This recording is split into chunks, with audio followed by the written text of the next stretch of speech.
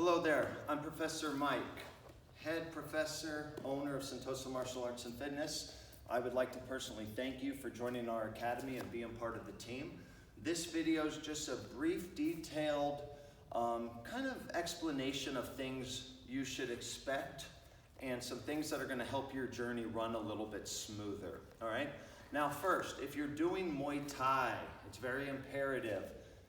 Make sure you bring your gear to class, your gloves, your shin guards, your chest protector. If you wear a mouth guard, everything should always be in your bag. Make sure each week you're taking that gear out of your bag, letting it air out. Clean it, use disinfectant wipes, hot water and soap, simple grain.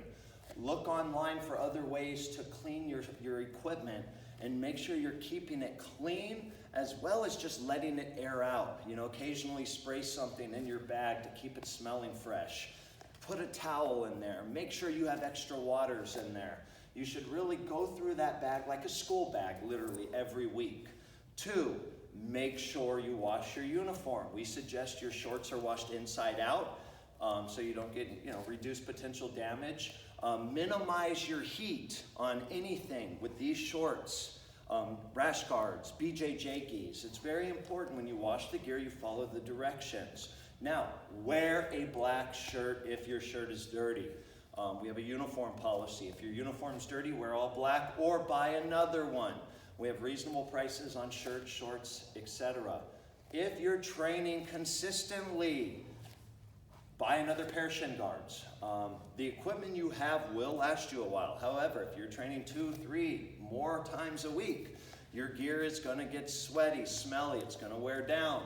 It's not that expensive if you wanna buy an extra pair of rash guards or another pair of gloves. If you have any questions on graps or anything related to Muay Thai, let me know. You need to learn combos 1 through 21. We do have a video online. Like anything, you learn. The more time you put into it, the better you will get. We expect all new students to at least pick up 5 combinations every 3 weeks. So with what we do in class and maybe 30 minutes a week at your house, maybe a little more, spend some time memorizing those combos. Any sport requires time. Muay Thai and Jiu-Jitsu's no different. You can see at our gym here, we have pretty much everything you need. We have punching bags, we have heavy bags, we have kicking shields, Thai pads, belly shields, focus mitts. We have everything, plenty of mat space. So it's just important you come here with the proper equipment, make sure your nails are cut, try to avoid any kind of nail polish and things that could stain the mat. If you have long hair, it needs to be tied up. And then finally, we're all here to have fun, achieve personal goals. Make sure you keep your attitude in check. Come here with a great attitude, ready to learn and be open-minded. And this journey will be full of success for you. One thing we can guarantee is if you put in 100%, if your results are to see weight loss, learn self-defense, whatever it is, you will succeed those if you come in here and commit yourself. Now, for testing for Muay Thai, it's about every 8 to 10 weeks. It will be a 30-minute test, maybe longer, with myself at a scheduled time. And based on your level, you'll get tested on Muay Thai fundamentals, combinations, conditioning, and then we'll ask a series of questions once you're tired. This will ensure you're progressing at the rate you need to based on the time put in.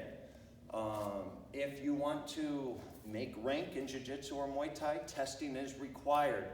That kind of proves to yourself, it proves to me that you're learning the technique, you're able to do it in a stressful environment, especially if you don't compete, you're put on the spot, and then it also challenges you physically as well as mentally. Now for Jiu-Jitsu, very important. Let's start with no-gi. If you're gonna do no-gi Jiu-Jitsu, there needs to be no pockets or zippers in your shorts or shirt. It's dangerous. We don't want to get cut with the zipper. We don't want our feet to get caught in the pocket. Try to wear a tight rash guard if possible. Just keep that in mind. No pockets, no zippers. And then from there, compression pants, compression shirt, anything like that's pretty good to wear for no-gi, or board shorts or something like that. For gi Jiu-Jitsu, you'll wear a standard Jiu-Jitsu gi. We don't really care what color. We would just like no other affiliation stickers while you're in our academy. We do suggest going with the IBJJF colors of blue, white, black, something you could wear in a tournament in case you want to compete. Now keep in mind, competition has very strict rule sets on length and stuff. So when you sign up for jiu-jitsu, we like to give you a bigger gi if possible. That way if you make a mistake and you shrink it a little bit, or you decide to compete in 5 months after getting started, the gi should still fit you. If we size you for a gi for you to compete tomorrow, especially children, you know, they might grow out of that gi in 4 or 5 months. So we try to give you a gi a little bit bigger if possible. Obviously, the sizes dictate everything.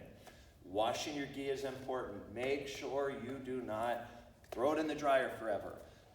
YouTube it. You know, it's just going to be easier for me to tell you just to YouTube how to wash that gi to ensure, one, you're not shrinking it, and you're going to keep it lasting a while. Make sure you wash your uniform in jiu-jitsu.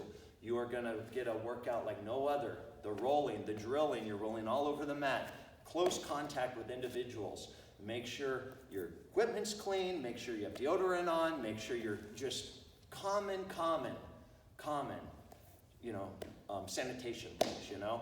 And then finally, what to expect in jiu-jitsu.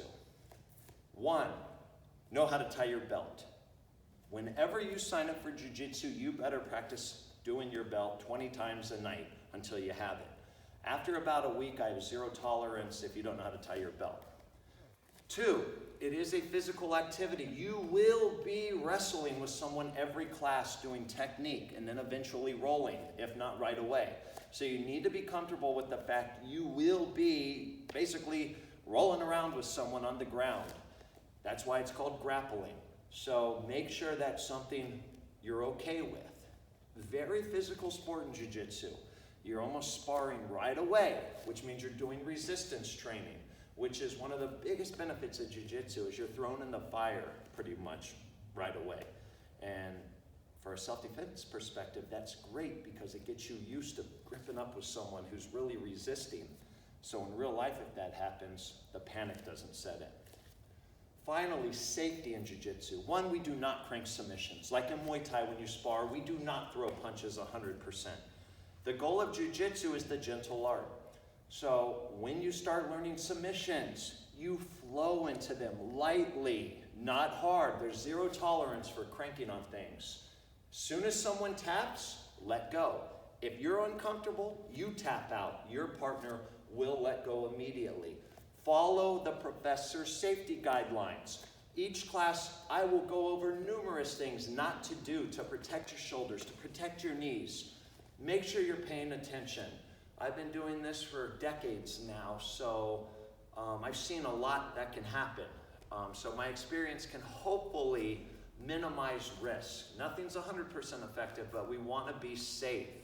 Now, as you progress, you want to compete, that's a door that's open. We do have a competition team.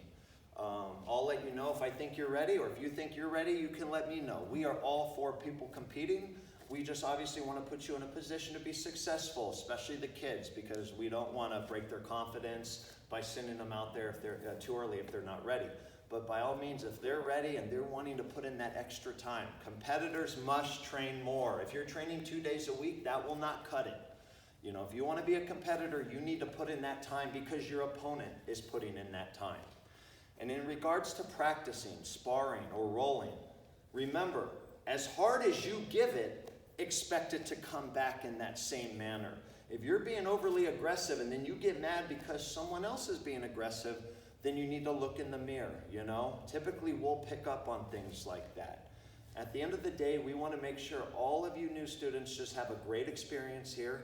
Your goals of self-defense, weight loss, competition, overall fitness, the lifestyle of martial arts, where you're building your confidence, your discipline, you're making new friends. We want that all to be accomplished while you train. At any point you have any questions, you can come talk to myself, Miss Nicole, or some of the other students. And we hope that the experience here at Sentosa Martial Arts and Fitness is one you'll do for a while, but also something you'll remember your entire life. And hopefully some of what you learn here will go with you forever. Thank you.